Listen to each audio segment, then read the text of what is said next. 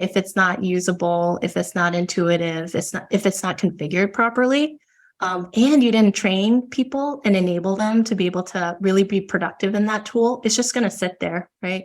People are not going to log in, especially if it's one of like 15 different tools that they're having to use. So, welcome to RevOps Rockstars, in pursuit of unicorns. I'm David Carnes. And I'm Jarin Chu. Join us as we interview RevOps leaders to explore the challenges they have faced, the biggest lessons they've learned, and what they think makes a RevOps rockstar. This show is brought to you by OpFocus, on a mission to help companies run their businesses better by letting you focus on growth while we scale your operations. Let's get this show on the road.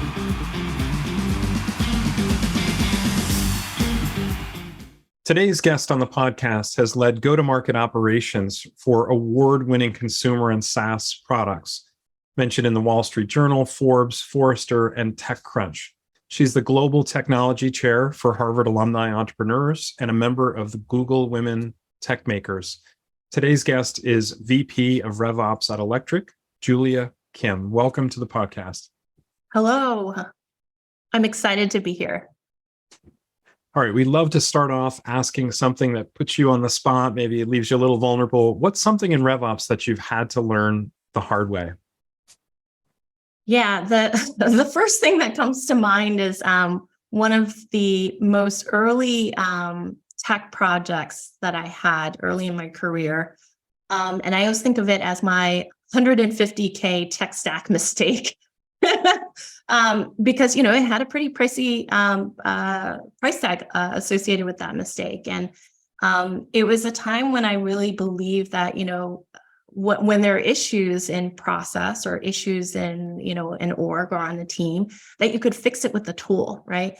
And there's so many different tools out there, and they have so many great features that, it seems like a no-brainer. If we just pick the right tool that aligns with the problems that you have and just kind of roll it out, it will just fix itself.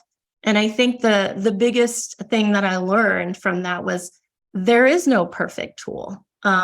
You could have all the features that you ever want in that tool, but the question really is is it something that people will actually use, right? And so sometimes you have to actually balance the usability of a tool and the likelihood of someone actually utilizing that tool over sort of the most feature-rich product out there. And so that was a hard lesson for me, right? Because I come from the technology background. So, I believe in tech. I believe in using these, innovations to really kind of leverage and it makes, things much more efficient and scalable. But, that's not always possible because there's a human factor in everything, right? And an organization is made up of people. And so you always have to take that into consideration whenever you think about, any sort of tool that you implement and really make sure it's the best fit and something that, again, people will really use. So yeah, that was a hard lesson. Oh, thank you for sharing that. And it made me remember with a little bit of horror of a similar tech stack mistake that I had made with, this is going way, way back, but people having two new versions of BlackBerries, which were not compatible with this ancient CRM system that we were running. And it was just sort of a funny thing, how did we not check that one thing? But I wonder if we all have those tech stack mistakes in our background. So I think you can be absolved from that. And your lesson of the no perfect tool is really valuable. Yeah, absolutely. I mean, I think it's because people get caught up in it, right? Because they're like, oh my gosh, it has this, it has that, it has this. Oh my gosh, I didn't even think of this and it has it too. But, again, if it's not usable, if it's not intuitive, if it's not configured properly, and you didn't train people and enable them to be able to really be productive in that tool, it's just going to sit there, right? People are not going to log in, especially if it's one of 15 different tools that they're having to use. So yeah. I feel like you're going to have some really strong opinions, Julia, when we talk about the tech stack portion later in the podcast. To start, let's paint a picture for our audience who's listening. Let's talk a little bit about kind of your RevOps team and function, and of course, your role specifically. Electric, the company you're at right now, they provide centralized IT management services to a whole variety of industries: tech, marketing, hospitality, healthcare, finance, education. I think you're around between 600 to 1,000 team members now. Did a Series D back in March 2022. Give me a sense first of, what does your RevOps team look like?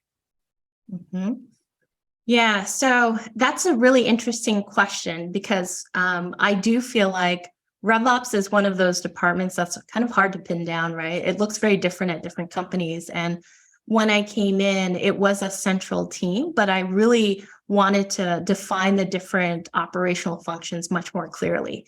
And so we have a tech ops team, which is where all of our tech stack lives. I have a RevOps manager who heads that particular team within our team and manages all of our vendor relationships, helps manage. We actually use Salesforce as our CRM. So we have a number of Salesforce admins who help maintain that. She manages that particular team. And, really the direction we're going is also kind of expanding that to include, a Salesforce product manager, more of those roles that are helping the tech stack in particular. We also have an enablement team, because one of the biggest pieces is, how can we get productivity and enablement to all of the teams that we support, the go-to-market teams. And so having a strong enablement team is really important, especially, if you're working in revenue operations. And then the operational functions are broken out into marketing ops, sales ops, and CX ops. And I think the next iteration for me would be to really kind of build out the data operations piece, right?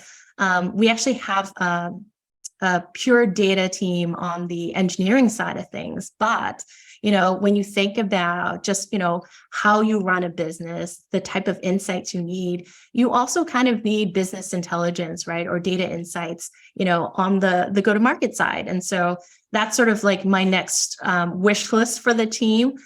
We've come to a really great place, in terms of the primary team, the core team, but I think that's the next iteration for where we want to go. I love that vision. And you mentioned tech ops, which includes that Salesforce piece. You mentioned enablement, which of course is about making sure the tech, to your point earlier, right, and that first question, actually gets adopted and used. I like how you split out marketing, sales ops, and especially calling out CX ops, because a lot of teams, when they say RevOps, they don't include CS or CX. Clearly, that's a big part of that entire customer experience. And then the next being business intelligence and business insights.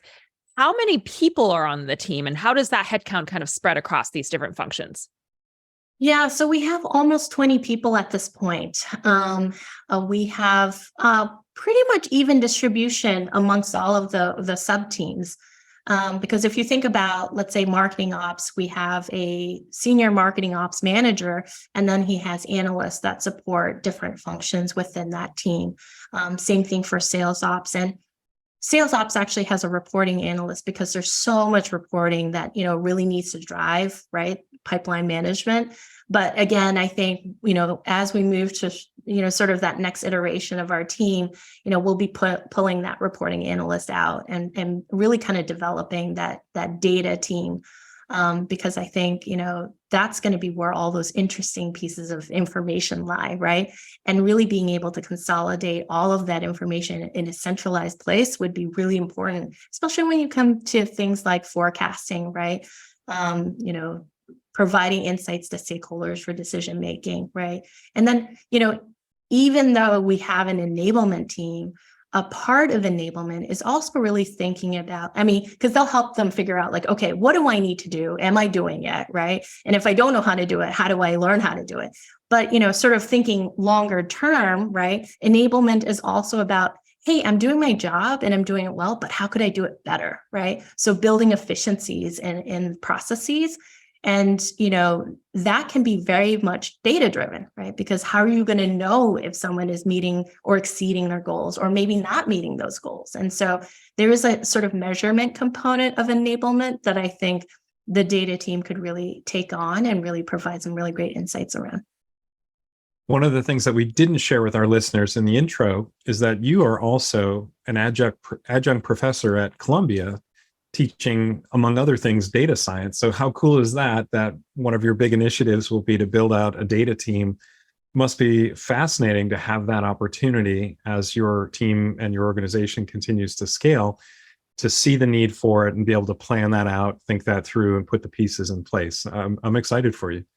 Yeah, no, it was actually one of the things that I talked about when I was going through the interview process, because for me, we have a ton of tools out there, right, that promise all kinds of AI-driven forecasting or predictive analytics and things like that.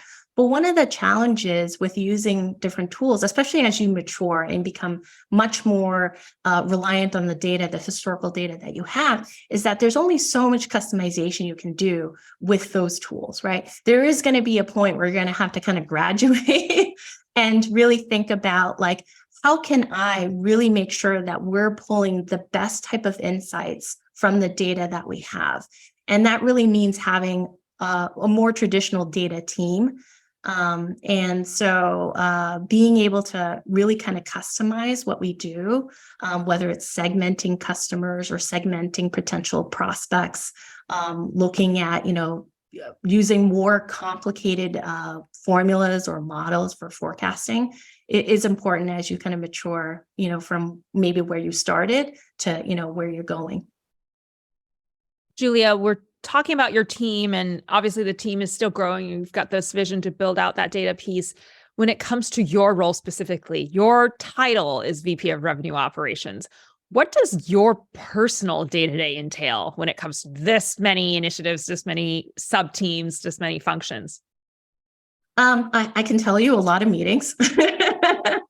But the thing that I try to emphasize for my team to really make sure that I'm focusing on the right things is really making sure that they feel empowered. Because, there's a reason why you probably hired the people on your team, because you saw something that they could bring in terms of value.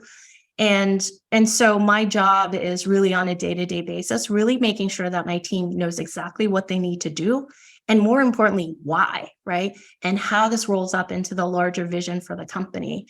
And then really taking all of sort of that strategy and planning that happens at, more the senior leadership or executive level, and bringing it down, right? And kind of breaking it up and prioritizing it for my team so that they can actually take action on that, right? Do those tactical things to, actually execute on those plans. And so it's sort of a mixture. It's really making sure that my team feels empowered to be able to do those things, understand what's happening. It's a lot of people management, but it's also the best way I could kind of think about, like, what I think of RevOps within a larger organization is it's basically a startup within a startup. And so you kind of need to do all the things that you do as a startup as part of your day-to-day job, right? So, for example, it might be really understanding what are those pain points for your teams that you're supporting, those go-to-market teams. Like, what's the difference between a pain point for someone who might be working on growth and marketing versus someone who's in CX, right? And really, essentially establishing your own ICP, right? Because if you really understand what their pain points are, then all the processes, all the things that you're doing for those go-to-market teams is so much clearer, so much easier. And it really makes that path forward very, very clear for everyone on the team, because they understand exactly what's important and how to prioritize. And then sort of on the flip side, really communicating the benefits of working with a RevOps team, right? Making sure that they essentially have brand awareness, right? Because when you think about a startup, it's about brand awareness, right? So, part of my role is really helping not just the go-to-market teams, but, teams across the organization, like product, engineering, finance, really understand, like, the value that revenue operations can bring, to their teams. And really kind of setting a framework for how we operate, right? So, for example, like, if you think of a startup, probably the first thing that you think of is like, oh, we got to put up a website, right? And have like social media accounts. And I kind of think of it the same way with RevOps. We very actively use both Jira and Confluence. Jira to kind of manage, the expectations from our end users as to what kind of services we provide, right? And then for Confluence, really documenting like, what is that standard operating procedure when you're interacting with a revenue operations team like ours? Like, who do you go to? How do we prioritize? What kind of information do we need? So, it's really kind of thinking of RevOps in this like startup in a startup. So really my role on a day-to-day basis is kind of like running that mini startup. I love that frame. And as a marketer, I am beaming from the inside, because what you're saying about clarifying the path forward by understanding your internal stakeholders, your ICP, right? Being able to really translate that strategy and like articulate it in terms of initiatives and priorities for the team, making sure you're communicating the value of RevOps. I think those are so essential in being able to tie things like ROI, or trying to understand the impact of a RevOps function within a business, right? Because otherwise it can be seen as a cost center. So I do want to spend a couple minutes there. How do you articulate that impact in tangible ways? Maybe it's specific metrics you're tracking, maybe it's specific narratives you're using. How do you articulate that impact that you are doing and providing for so many different functions within the business? Yeah, it really varies. And you're absolutely right. Like, so very much like a startup where you're managing your budget, right? And you have to think about like, investment rounds, right? You kind of need to think about it in the same way from a RevOps team perspective, right? You're managing your budget, and it usually involves people, right? But the thing that's a little bit unique about a RevOps budget is traditionally there's usually some sort of tech spend, right? And so a lot of the value you can bring is really making sure that you're very on top of that tech spend, right? Because all of those costs bubble into that total cost in acquiring that customer, right? Because when you think about acquiring a customer, right, it's not just the cost of like marketing, right? Those ad dollars, not just the cost of like that salesperson. It's also cost of all those tools that you're using in order to, get those leads in, process those leads, enrich those leads, move them through the pipeline, right? And so, part of RevOps is really thinking about it from many different perspectives, right? And that financial component, and really being very clear on what the value is for all of those pieces of tech spend that you have, so important. And then also provides that case when you're going back to finance to say, hey, I think we've gotten to the point where we actually need a forecasting tool, right? It's not enough to just be working out of Excel. We actually need a more formal forecasting tool.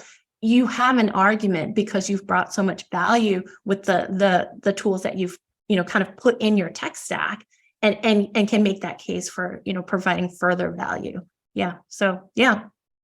That's really a great analogy. I like that you continue to build on the startup within a startup analogy, where in this case, it isn't, I often hear a lot of RevOps leaders talk about how the business might not understand some of the efficiency initiatives they're trying to roll out, or not understanding some of the tech initiatives that they're working on. But when you understand it in the context of how does this fit into that total CAC, customer acquisition cost? How do I articulate the impact, just like I would articulate the impact in a business to a board in each investment round, so that I can get that next round to build the business, or in this case, build your next vision of the RevOps team? I think those are very, very powerful ways to just reframe how should RevOps leaders communicate.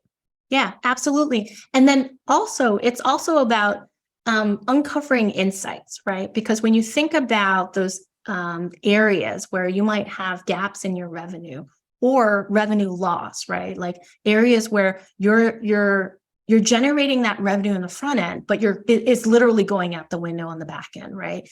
That's a really great way to be able to say, hey, this is how RevOps can really uncover those areas and help you find processes, either manual or automations, to really address those issues, right? To reduce those gaps, right? And, I think about things like customer retention, right, is always a big, thing on people's minds, right? Like, what's our churn? Like, how are we retaining customers, right? Like, how are we even upselling on those customers, right? And so really thinking about like how you can align both the data that you're collecting and the processes that you support to those core questions, right? Those core things that can really impact revenue, and really kind of always tying it back, right? To something that, has a direct business impact is so important. Last question before we move on to some of the topics a little bit broader than RevOps within your company. Do you have an opinion on in-house RevOps, outsourced, offshore? How do you divvy up work? I know for a lot of teams, as they're growing, they can't hire fast enough, right? So how do you balance what do you need to do in-house versus what you might rely on an outside third party to help with? Yeah, so I definitely use both, right? We obviously have full-time employees, but we do have a couple consulting firms that we work with, and also freelancers that we also work with. And really, it's non-critical work most of the time, right? Because you want to make sure that all of those strategic projects that have really high visibility and significant impact are actually led internally, right? Because the consultants that you work with are only going to ask the questions that they have in front of them. There's usually like a workbook that you probably start with at the kickoff meeting, and you kind of work through the workbook, and it's a sort of standard set of questions. But there's probably something very unique and different about your organization, some kind of quirk from like maybe 2 years ago that like someone forgot about, that only one person knows about on this particular team, or whatever it is. But the idea is that you really need to have internal resources that really understand the company, understand the direction, understand the vision, really guiding those projects. So in those cases, we'll have consulting teams that really do sort of the bulk of the work, but the really strategic pieces are really done in-house. And then also, just because, again, like hiring is a process and finding the right fit is a process. Sometimes we'll hire people short term. For example, we were in the process of looking for an additional Salesforce administrator. We actually had a freelancer working with us. We had contracted them for about 3 months, knowing that it was probably going to take about that amount of time for us to fill that full-time role. So really kind of using that flexibility to be able to do that. And then, building those relationships, because there may be a time, I don't know, months from now where you're like, oh my gosh, there's this important project that came on, in through the organization, and we need to kind of spin up a resource really quickly. So having those relationships with those contractors, relationships with those consulting firms is really, really helpful, because they might have worked with you previously. They kind of know how your organization works. They know who the players are. And so they can get onboarded much more quickly than someone that you're just kind of like, wow, I just met you, and now I have to explain like what the vision is and, how we work here and all of that, right? So it's still important, even if you don't have, large scale projects, to have those types of relationships so you can be flexible, especially if you're at the stage, for example, that we're in. I feel like most startups, when you're kind of like in that growth phase, it's going to be growing really quickly and then maybe slowing down a little bit, right? And so you need to be able to be flexible. I'm curious, Julia, do you own cross-functional corporate level initiatives on your team? Yes, absolutely. I think that's one of the beauties of working in RevOps, right? We tend to be very cross-functional. And we tend to know a lot about a little, a lot and a little about almost everything, right? And so, things that we tend to be involved in is like tech stack consolidation, right? As a SaaS company, you tend to very quickly kind of collect a number of different tools. And sometimes there's duplication of effort, right? There are tools that do the same thing, but maybe live in different parts of the org. Onboarding and offboarding is also something that, RevOps teams tend to be very familiar with. because, you're usually managing the tech stack. And then, when you kind of think about the larger org, you're, again, like sort of in that startup analogy, you're kind of replicating a lot of what's happening, right? So whenever a new AE gets onboarded, right, you're probably adding them to your CRM system. And it's probably the same or similar process that your internal IT folks are doing. And so why not optimize that, right? Always looking at ways to, reduce duplicative processes. And system implementations are usually pretty common for cross-functional initiatives, right? Making sure that data flows from end to end, right? Or if there's any integrations that we're able to support those. Data initiatives usually are very much cross-functional because there's probably different systems that you have to pull that data from. So yeah, absolutely. And you talked about the tech stack, so I have to ask while we're on this topic, are there any tech stack tools that you just couldn't live without?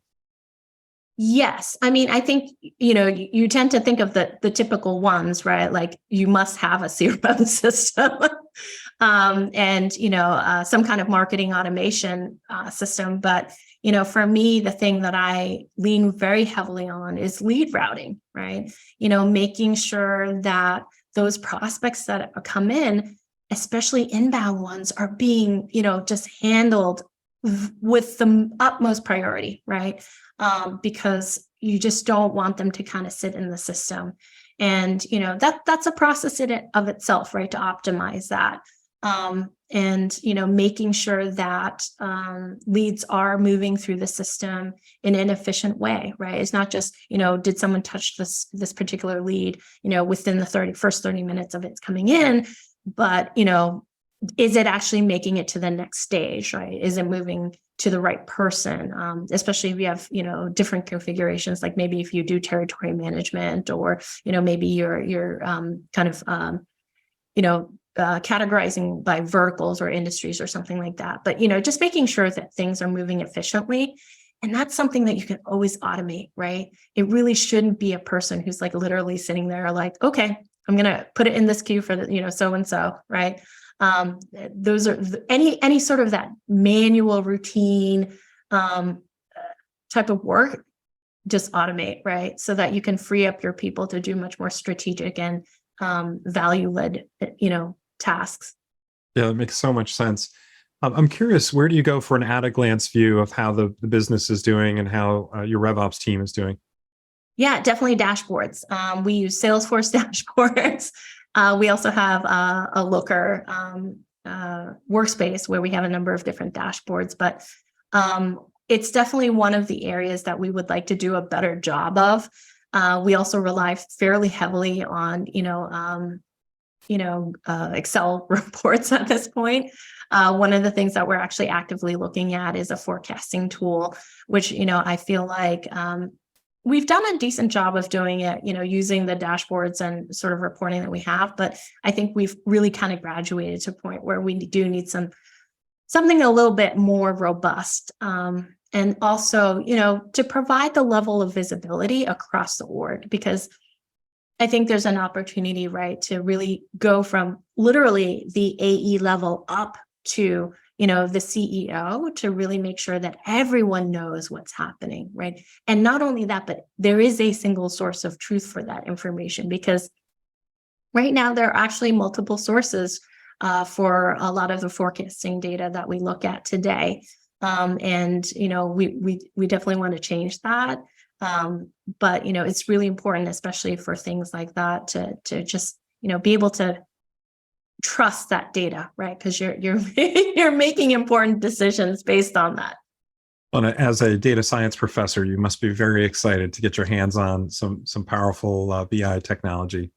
Oh, 100%. And not only that, but it's funny because when we go through the vendor calls, they'll be like, well, the AI is going to predict, blah, blah, blah. And I'm like, okay, well, let's talk about that. Like, how long does it take for, that model to get trained up? Like, what kind of data, So like, and they're always like, let me get back to you. I love that because I love to be able to tell vendors, like, don't AI me. Like, you don't just tell me it magically happens in a black box, like, give me some understanding as someone who's inquisitive and curious about the tech. And obviously, like, AI just becomes this kind of blanket answer for a lot of these calls now. Absolutely. And one of the things that is always concerning to me is there is a difference between AI and predictive analytics. And so it's really important to understand, like, what terminology are they using? Because there is a difference. And then not only that, but what mechanism are they using to make those predictions, right? Because when you think about this idea of making these predictions, right, like, you want to think about data accuracy. So if they're like, hey, we can just install it, in your environment and you can start using it right away, that's a red flag right there, because you may not have the cleanest database in the world. You may have reps putting all kinds of data into your database, and that's going to result in terrible predictions, right? Terrible outcomes, terrible forecasts, right? So you want to make sure that you have data accuracy in your database before you overlay any sort of AI on top, because garbage in, garbage out.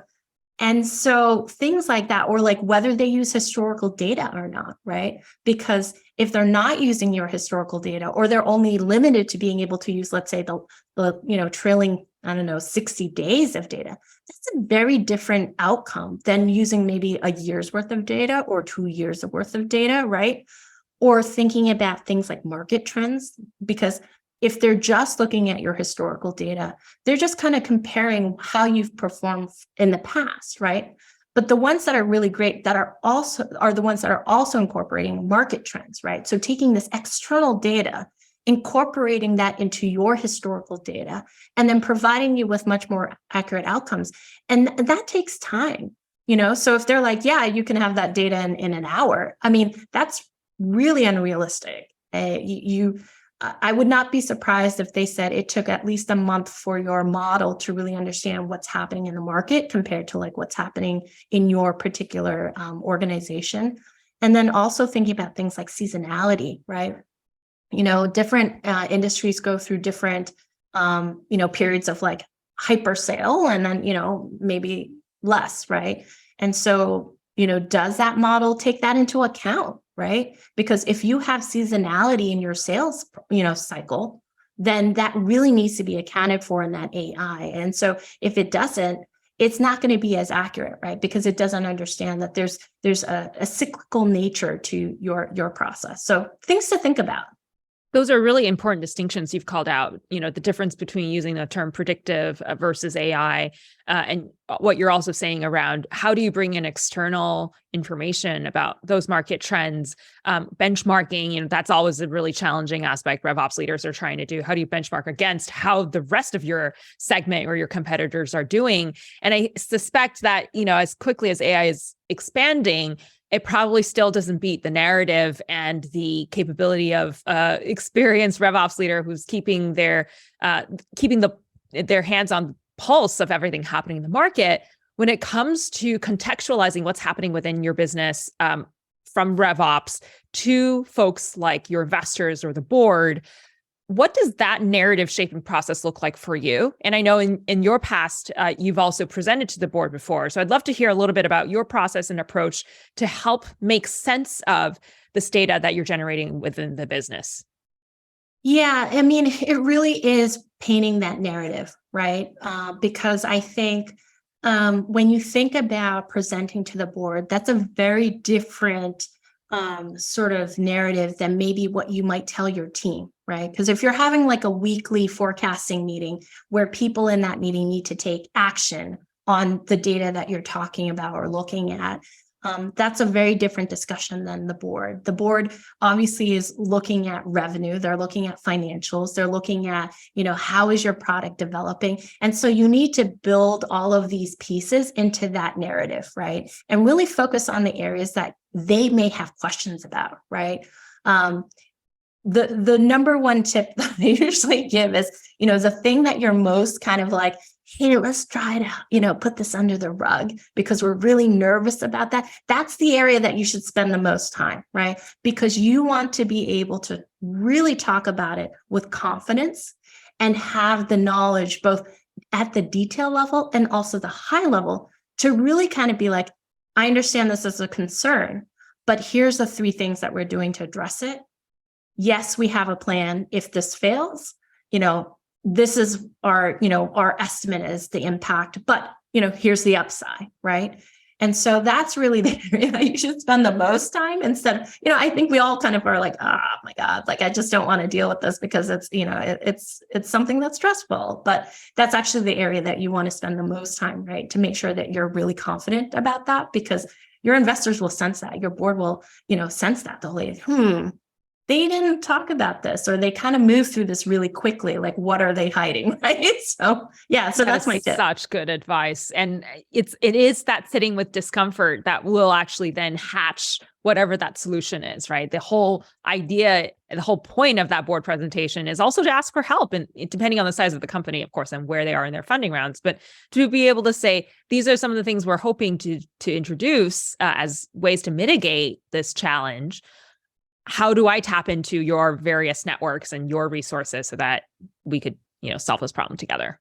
Yeah, absolutely. And I think the most important thing that you can do in working with your board is really keeping them in the loop, right? Because it really shouldn't be a surprise to them when you show up to the board meeting that X, Y, and Z has happened, right? You really need to be months ahead of time, kind of bringing them along the journey, right? And really kind of showing them that you're really actively thinking about what is that strategy? What is, if there is a pivot needed, what does that pivot look like? And how are we, sort of weighing the pros and cons and looking at impacts to revenue or impacts to costs or, whatever OpEx or whatever. But, really kind of taking them along the journey. And as you were saying, really like leaning on them because they're there for your success, right? And I think that's one of the great things at Electric. We do a fantastic job. Ryan is our CEO, fantastic job of really, keeping that active relationship with our board, really being engaged and then leaning on them for areas that we're maybe a little weaker on because we want to be stronger, right? And them seeing us actively try to work through that is always a confidence builder, right? You want to be on that list of people who are, hey, like, they're working on it. I'm not worried. We might have to put a little bit more in that, that bucket, but you know what? They have a plan. They're trying to move forward. They're testing things out. Okay. They hit a bump, but that's okay. Right. Whereas like the startup over here where they're just kind of floundering and just like, yeah, we don't know what we're doing. Like that's a problem. So far we've talked about a number of topics. You've shared about yourself. You've shared about your team, some of your thoughts about the technology that you work with and data. I'd like to talk about you for a little bit. So you're based in New York City. Mm-hmm. You did an undergraduate degree at Johns Hopkins. Mm-hmm. You did a master's degree at Harvard. Your prior role, you were in RevOps strategy and go-to-market at the Brelli Group. And in your background, you've had some really interesting roles over the years. Different types of ops related roles. So really quite an impressive background. How did you get into RevOps? Yeah, it was an evolution. I like to call it an evolution. And I kind of think of it as how RevOps has evolved, right? If you really think about the terminology revenue operations, it really kind of didn't exist. I think I first heard of it maybe about 5-6 years ago, really. But, for those of us in the operational space, especially if you had some sort of technology background, it was kind of what you did anyways. But yeah, I actually started in technology. I was a chem major, but learned programming, some basic programming, and really kind of thrive from a technology perspective. But my personality is a little bit more outgoing and external, and really got curious about just how the business ran. And I would say about 15 years ago, I decided, hey, like I really like this idea of working at startups, and really kind of focus on operationalizing things and use technology to do a lot of the heavy lifting. And I remember there was this one company I worked at where I was I think employee number 3 or 4, and we literally had nothing. And I was like, okay, well, we got to come up with a system to manage our customers, and let's just do it, right? And it was just really great being able to combine, right, the technology aspect with the operational aspect. And if you think about revenue operations now, that really is what it is, right? It's combining, the sort of people, process, the data, the technology, and kind of like mixing it all together.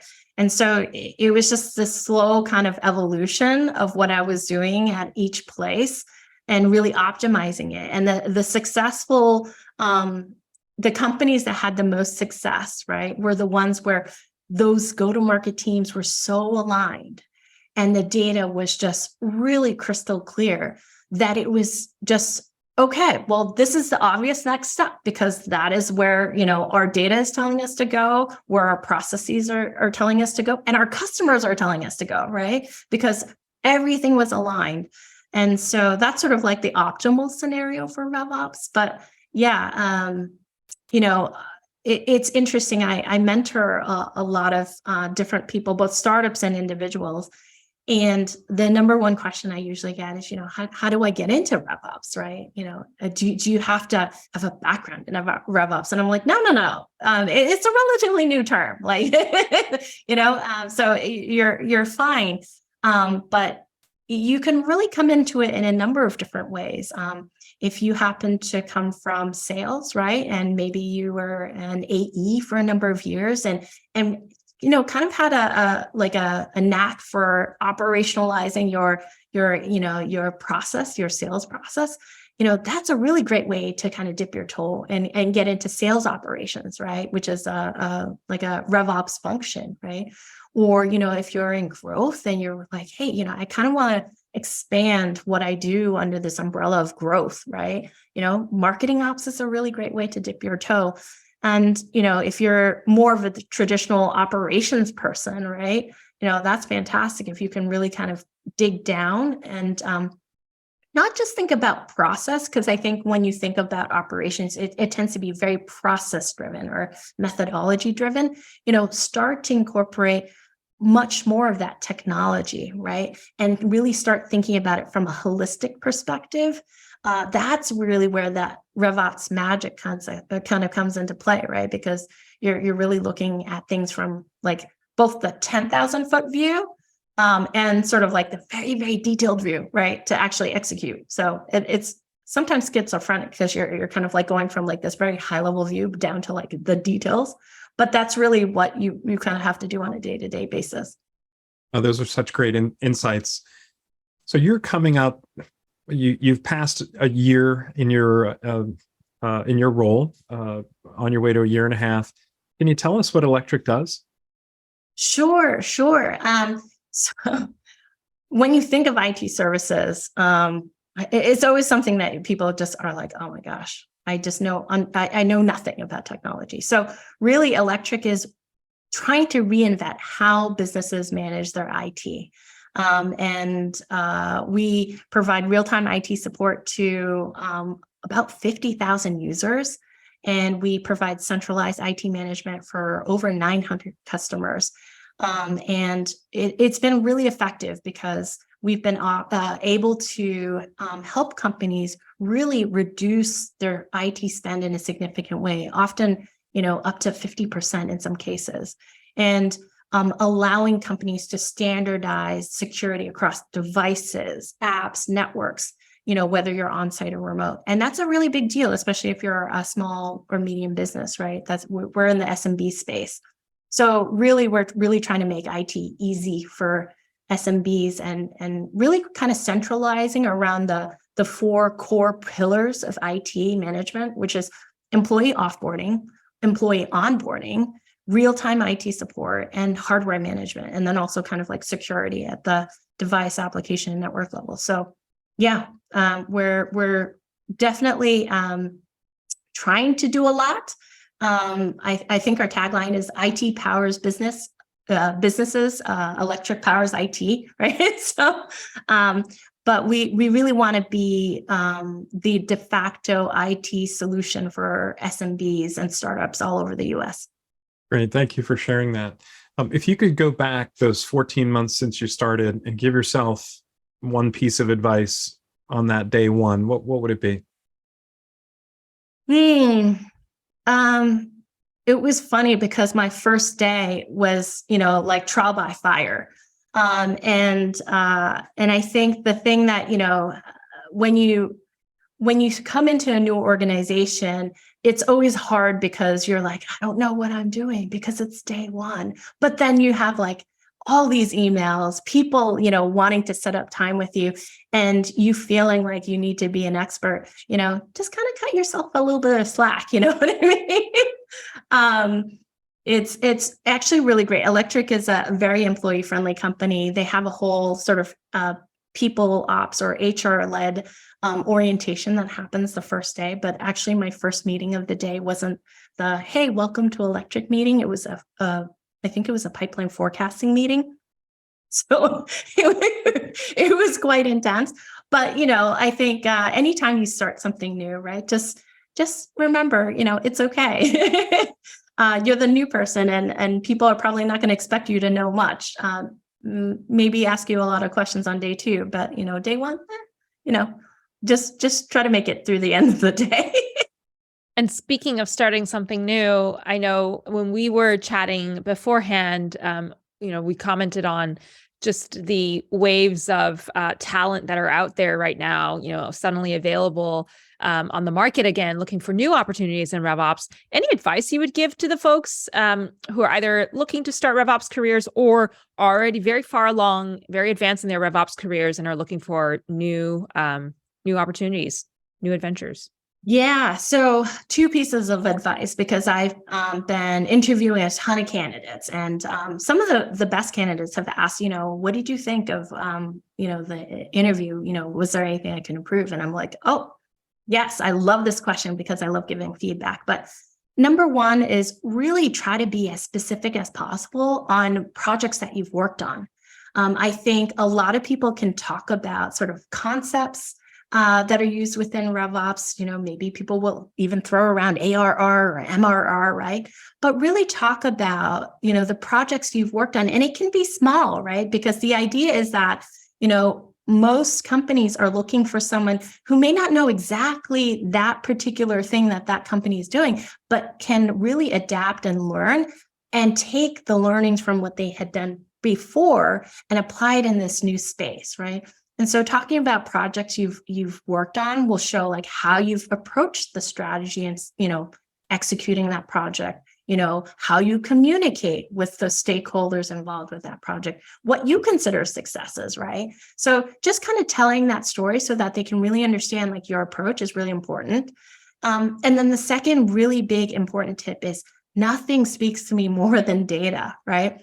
If you can talk about a project and be like, yeah, and not only that, but it, increased efficiency for our AEs by 10%, that's amazing, right? Because it shows a level of maturity that I think you don't always see, right? Because there are a lot of people who can do the task at hand, but the candidates who can really kind of think about, how do I measure success? And not only that, but make sure that success is applicable, right, to the business values that we care about.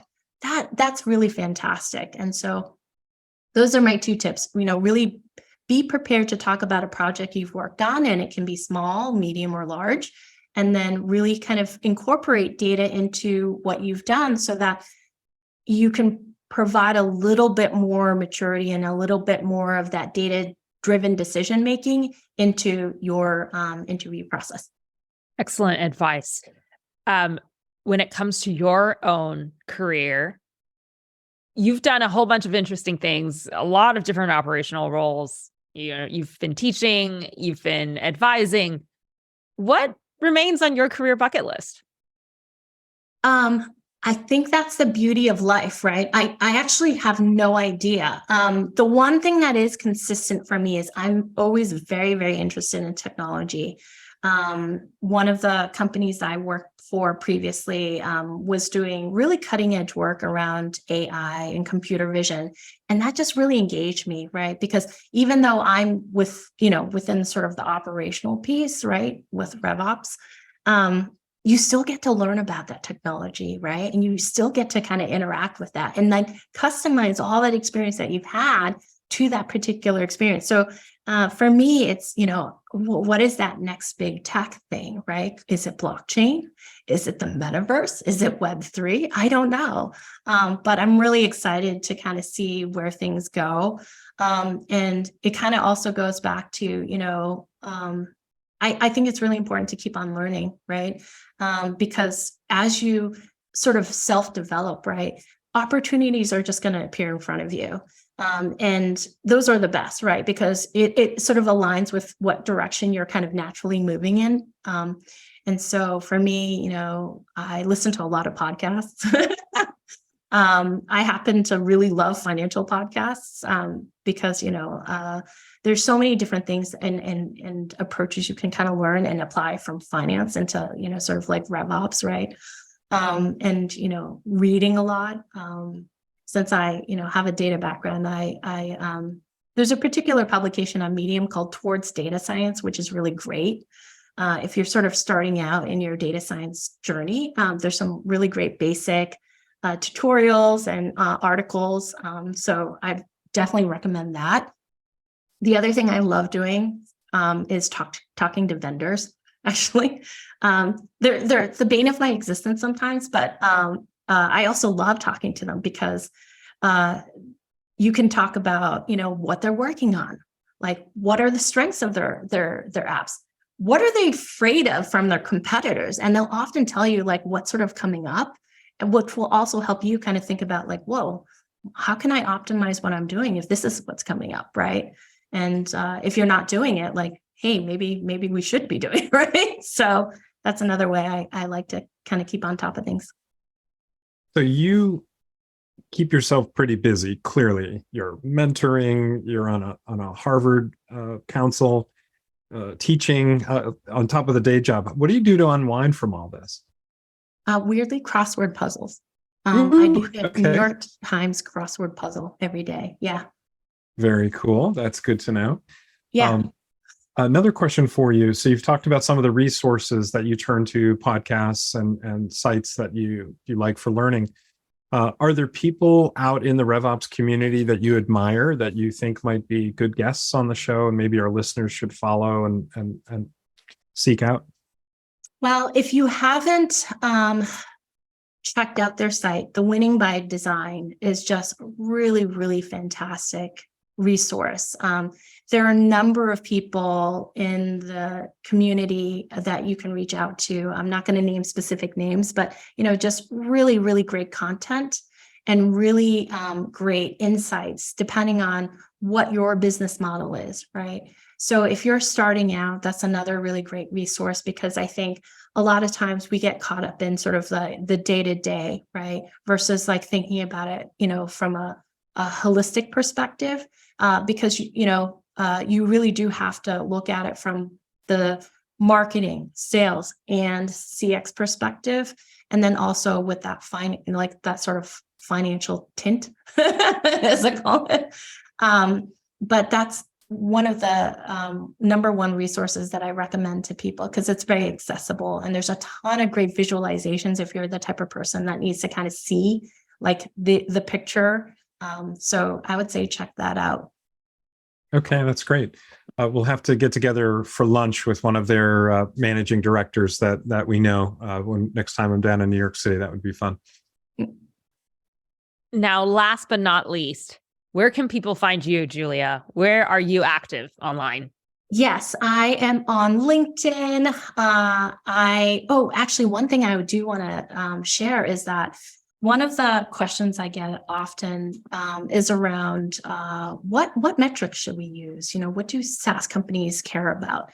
And so I'm actually putting together an essential SaaS metrics series that I'm going to post on LinkedIn next month. So what I'm going to do is I'm actually going to go through sort of like the top 10 metrics so that, people can really understand, like, what does this metric mean? How do you calculate it? And how does it sort of tie back into the business, right? Because a lot of times people say, okay, I understand what ARR is, but like, what does it mean? Like, what do I do with this? So I'm putting that together right now, and hope to get that up on LinkedIn in March. And if you're interested in learning more about Electric and IT services, you can check us out at electric.ai. But yeah, hopefully you'll find some of those metrics series interesting and helpful. Well, we certainly look forward to seeing that work when you publish it, and we'd love to help share that out with our listeners and just even internally within OpFocus as well. So you have shared so much with us today. Thank you so much. You've shared about how you're building your team. You've shared about thoughts about data science. You've talked about tools. You've talked about mentoring. So many great things. I'm so happy for our listeners that are still on the episode, that they've heard all this from you. Thank you so much, Julia, for joining us today and being on the podcast.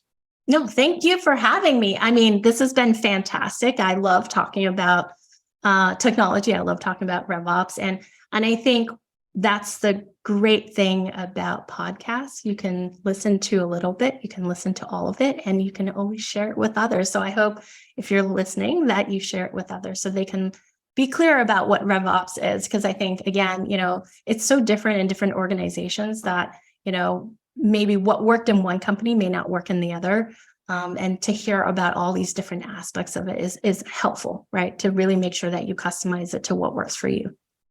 And audience members that are listening, do what Julia said, share the episode. Certainly, if you're looking for new RevOps roles, RevOps positions, and you found the advice that Julia shared useful, share that broad and wide. I know a lot of folks out there looking for new opportunities right now. So let's help each other out and continue the learning together as a community. Thank you, Julia, again, for such great advice and wonderful tidbits throughout the podcast today. Thank you. And this has been another exciting episode of RevOps Rockstars. See you next time. Stay classy, Rockstars. And that wraps up another episode. Thank you so much for joining us. For show notes and other episodes, visit RevOpsRockstars.com. RevOps Rockstars is sponsored by OpFocus. Visit opfocus.com to learn more about how OpFocus helps SaaS companies scale their revenue operations.